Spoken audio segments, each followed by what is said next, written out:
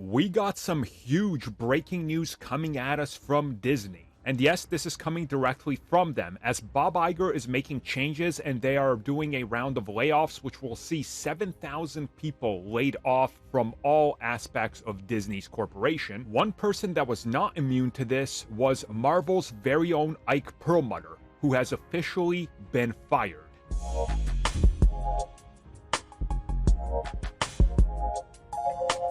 Ike Perlmutter is a polarizing figure when it comes to Marvel.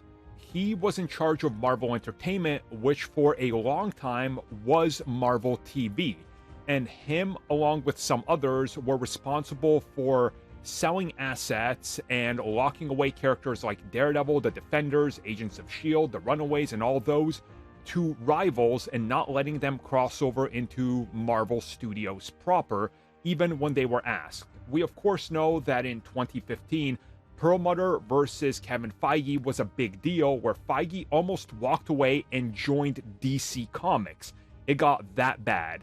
And then everything kind of settled down. Feige was given control of what he needed. Perlmutter was still there, but he was still instrumental in a lot of aspects that were very problematic. He didn't want to push anything that included people of color, females, anything like that.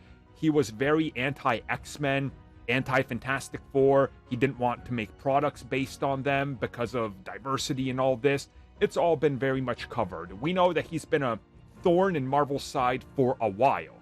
So the fact that this officially has happened is honestly shocking. Like, this guy was a huge part of Marvel.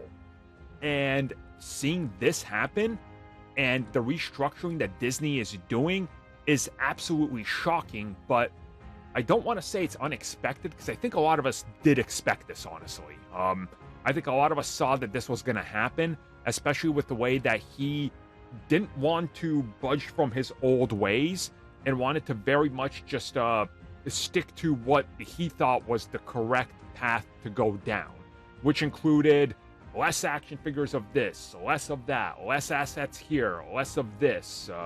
It was just really weird, and he was, of course, very much behind the idea of cut costs everywhere and throw out more products. They were essentially trying to, under him, become like the CW, which nobody at Marvel wanted. So this honestly is quite huge, and we're definitely going to hear more about this, but Marvel as a whole now has been changed, and it's going to be interesting to see what happens next.